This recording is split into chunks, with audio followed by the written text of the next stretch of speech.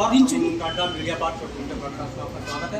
आज हम पहुँचे हैं गोरखाली द्वारसभा और जानते हैं कि उत्तराखंड के जो 25 साल है रजत जयंती हम समारोह मनाने जा रहे हैं, तो कैसा रहा 25 साल का संवर्ष, आप बताएंगे कैसा रहा 25 साल का? सबसे पहले तो मैं हमारे उत्तराखंड राज्य के 25 वर्ष रजत जयंती के सभी प्रदेशवासियों को हार्दिक बधाई और ये हमारे लिए बहुत ही गर्व की बात है।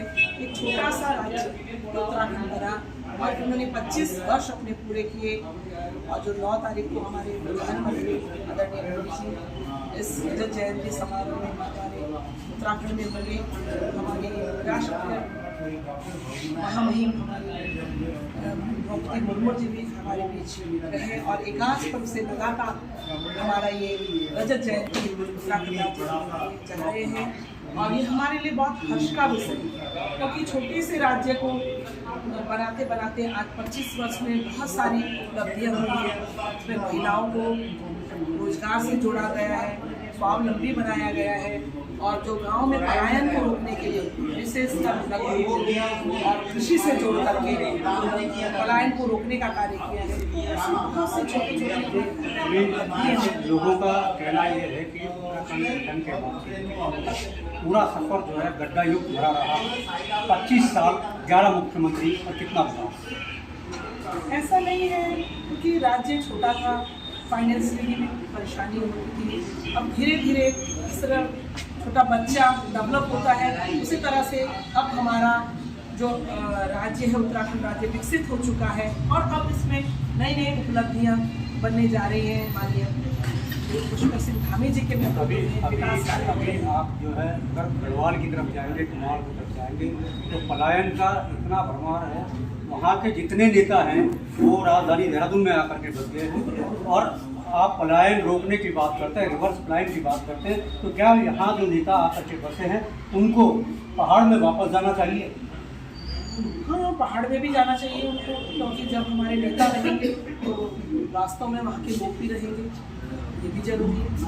अभी बात करते हैं उत्तराखंड में विकास की, तो विकास हुआ है सिर्फ नेताओं का, विकास हुआ है अतिक्रमण का, विकास हुआ है जाम का, विकास हुआ है जो नदी नाले खाले कब्जा करके और अवैध खनन का विकास हुआ है, शराब माफियाओं का विकास है। क्या कहना है आपको, क्योंकि आम जनता इस पर जो है प्रतिक्रिया दे रही है, आप बताएंगे कि क्या है लगता है?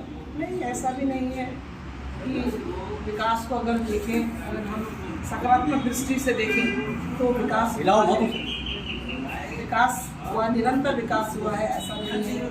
चाहे वो शिक्षा के क्षेत्र में हो, खेल के क्षेत्र में हो, महिलाओं के विकास के क्षेत्र में हो, उत्तराखंड राज्य में विकास हो। रजत जयंती समारोह के अवसर पर हमारे पास कुछ मधुसूदन शर्मा जी जो उत्तराखंड राज्यभाषा नेपाली राज्यभाषा समिति के अध्यक्ष भी हैं, ये जानते हैं कि 25 वर्ष का सफर कैसा था? देखिए, सुनहरा सफर सुनहरा कब बेकार हो गया पता ही नहीं लगा, क्योंकि जिस आस्था उसके साथ हमने उत्तराखंड की लड़ाई लड़ी थी, इस आंदोलन में भागीदारी करी थी, वो एक कहीं न कहीं धूमिल सा हो गया। अब मैं बात करूं कि अंग्रेजों ने नहर बनाया है, वो नहर इतनी सुंदरता का प्रतीक हुआ करता था। अगर वो नहर ना बनाते तो मुझे लगता है उत्तराखंड की सड़कें खत्म हो जाती। चलिए, आपने बंद भी करा, कई जगह ऐसा हुआ, जैसे हम गढ़ी कैंट में खड़े हैं, गढ़ी कैंट में GMS रोड से ढाका चौक तक नहर बंद करी हुई। नहर बंद करने का उद्देश्य था कि रास्ते को खोला जाए। अब GMS रोड से गढ़ी कैंट चौक तक तो रास्ते खोल दिया जाता है, लेकिन नहर ढाके तक बंद करा जाता है, उससे आगे रास्ता नहीं खोला जाता। उसके आगे जो पुराने घराट बने हैं, उन घराटों में आजकल नशा का अड्डा, पिछले दिनों एक लड़की की मौत तक हो गई, स्कूली छात्रा की मौत तक हो गई, उसके बावजूद भी कोई कार्रवाई नहीं है। गढ़ी कैंट क्षेत्र जाम से जूझ रहा है, तो उसके पास एक ऑप्शन है कि वो डाकरे तक का मार्ग अगर खोल देते हैं तो ये जाम की स्थिति खत्म हो जाएगी। ये बहुत बढ़िया बात की आपने। मैं आपसे जानना चाहूँगा कि इन 25 सालों में नशे का कारोबार कितना बड़ा है उत्तराखंड में, क्राइम का ग्राफ कितना बड़ा है? क्योंकि अभी आपने बात की 25 साल पहले आप बहुत छोटे रहे होंगे, लेकिन तब से लेकर अब तक आप देखते आए होंगे कि क्या स्थिति बनी है नशे की। देखिए, 25 वर्ष पहले हम लोग 30 वर्ष का था, तो बच्चा तो नहीं था, कॉलेज वगैरह से कंप्लीट कर चुके थे और नशे की तरफ इतना ध्यान नहीं था। और जो दुकान में बिकने वाला नशा होता था वही नशा एक तरीके से सीमित नशा था। पर आज की डेट में जो नशा बिक रहा है दुकान में नहीं, जंगलों में बिक रहा है, गलियों में बिक रहा है, पुलों में बिक रहा है। बहुत अच्छे खासे पढ़े लिखे लोग, उनकी लैंग्वेज इतनी अच्छी, इनकी एजुकेशन है, इतना अच्छा अंग्रेजी बोलते, सब कुछ करते हैं, लेकिन शाम को उन्हें उस नशे का सहारा लेना पड़ता है। उस नशे के लिए वो बड़ा अच्छा मीठा व्यवहार करते हैं। जहाँ उन्हें वो नशा नहीं मिलता उसके बाद वो इस तरीके से आक्रोशित हो जाते हैं, घर में लड़ाई करना, झगड़ा करना। ये मतलब एक उत्तराखंड की संस्कृति से हटकर हो चुका है। कहाँ से इतना आ रहा है पैसा, कहाँ से ला रहे हैं, इसकी बात तो हम नहीं जान सकते, क्योंकि ये उत्तराखंड का जो हमारा क्षेत्र है, देहरादून क्षेत्र, खास करके हमारे यहाँ भूतपूर्व सैनिक के परिवार जाता है। अब पिता तो बॉर्डर में लड़ाई कर रहा है या सेना में भागीदारी करके किसी क्षेत्र में सुबह से शाम तक की नौकरी कर रहा है। अब उनका ही बच्चा अगर नशे में चला जाए तो उन्हें कितना दुख होगा। और यही दुख आज मैं देख रहा हूँ हमारे कैंट क्षेत्र में, ये बहुत बड़ा रूप ले चुका है।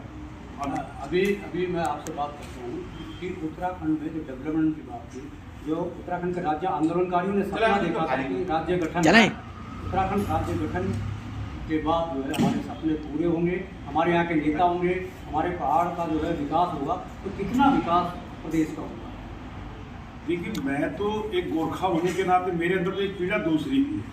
जहाँ कहा गया अंग्रेजों ने देश छोड़ने से पहले उन्होंने एक समझौता करा नेहरू जी को बुलाकर कि भैया हमें गोरखा सेना दे दो तभी हम भारत को छोड़ेंगे। इस तरीके की भी काफ़ी लंबी मीटिंग हुई। सेकंड मीटिंग में कहीं जाके कॉम्प्रोमाइज़ हुआ, जहाँ उन्हें डिनर में बुलाया गया।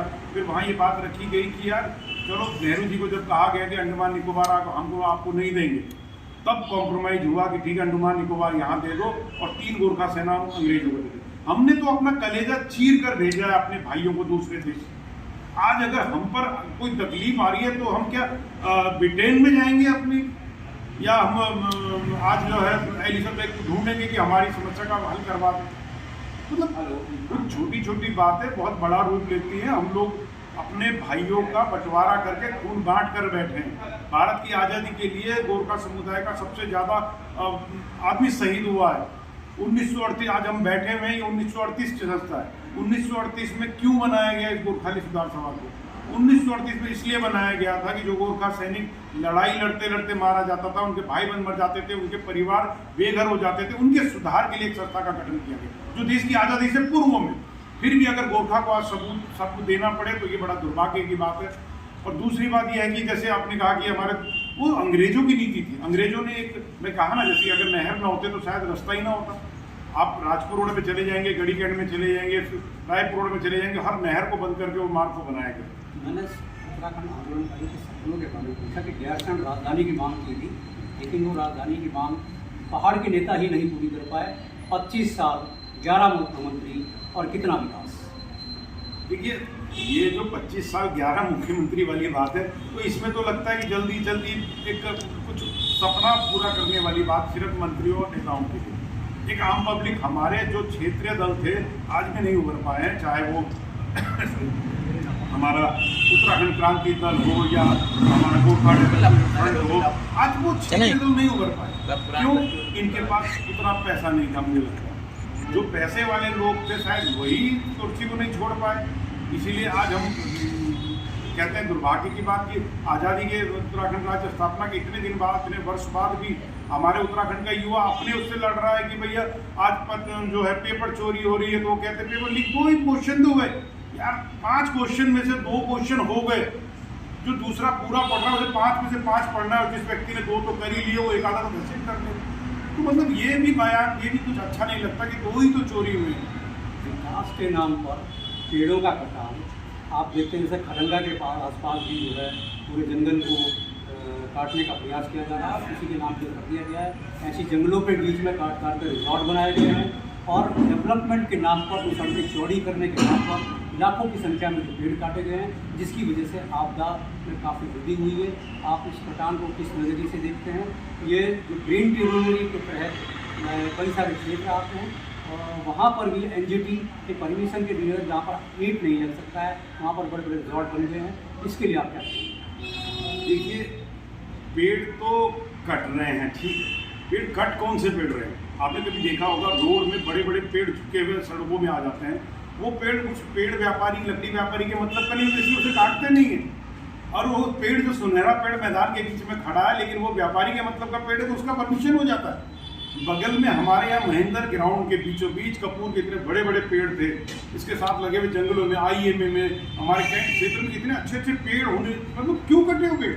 उनकी तो आवश्यकता ही नहीं थी। बीच जंगल से क्या जरूरत है भाई? रोड से झुकने वाला अगर वो बंद का पेड़ है तो वो बंद का पेड़ आज भी सड़क किनारे लटक रहा है। क्यों? क्योंकि उसने तो बाजार में व्यापारी को पैसा देना ही नहीं ना। तो यहाँ जो कटान हो रहा है, वो कटान की अगर सरकार देखे तो मेरी नज़र में, जो मैं आज 55 साल की उम्र मैंने इसी उत्तराखंड देहरादून के शहर में बिताई है, हमने छोटे से गाय भैंस से पालते हुए मतलब पूरा जीवन यहाँ पे उत्पन्न किया है, तो मैं देखता हूँ वो पेड़ काटे गए हैं जो पेड़ों को काटने की आवश्यकता नहीं थी। लेकिन व्यापार वर्ग से देखा जाए तो उन पेड़ों की कीमत ज़्यादा है। उन वन तूतड़ी के या सतूती के पेड़ जो रास्ते में लोगों को भाड़ा दे रही हैं, उन पेड़ों से कुछ नहीं व्यवस्था, इसलिए उन पेड़ों को नहीं है। एक अंतिम प्रश्न मैं आपसे पूछना चाहूँगा कि उत्तराखंड में जो विकास हुआ है वो नेताओं का विकास हुआ है, शराब माफियाओं का विकास हुआ है और खनन माफियाओं का विकास हुआ है। उत्तराखंड के लोग आज ये कहने लगे हैं कि हम उत्तर प्रदेश में ही बहुत बेहतर थे, यहाँ पर सुरक्षा उत्तर प्रदेश के दौरान ज़्यादा बेहतर हुआ करती थी। क्या कहना है? देखिए, बड़ी सीधी सी बात है। एक बच्चा पढ़ता है, पढ़ लिख कर अधिकारी बनता है, तो सबसे ज़्यादा सैलरी किसकी होती है? उस अधिकारी की, IAS IPS हो, चाहे हमारा आर्मी का जनरल हो, ब्रिगेडियर हो, उनकी सैलरी ज़्यादा होनी चाहिए ना। इस हिसाब से जब उनकी सैलरी ज़्यादा तो पैसा भी उनके पास ज़्यादा होना चाहिए। तो आपको लगता है कि नेताओं से ज़्यादा पैसा इन अधिकारियों के पास है या इन अधिकारियों से ज़्यादा पैसा नेताओं के पास है?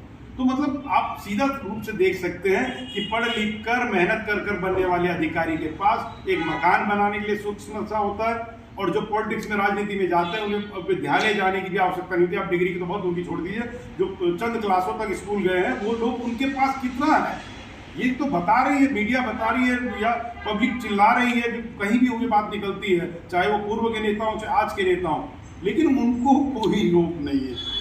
आप उत्तराखंड के रजत जयंती के हम दहलीज पर खड़े हैं, तो आप यहाँ के प्रदेशवासियों को क्या संदेश देना चाहेंगे रजत जयंती के अवसर पर, और आने वाला 25 साल के लिए क्या प्लानिंग होनी चाहिए कि हमारा जो है बेहतर हो सके, हमारे प्रदेश का बेहतरी हो, हमारे जिले के लोगों की? देखिए, हम तो देवनगरी में वास करते हैं और मैं माँ गंगा से प्रार्थना करता हूँ, चारों धामों से प्रार्थना करता हूँ कि सद्बुद्धि दे हमारे उत्तराखंड के उन मतलब जो राजनीतिक लोगों को जो सिर्फ अपने स्वार्थ के लिए उत्तराखंड को बर्बाद करने में जुटे हैं।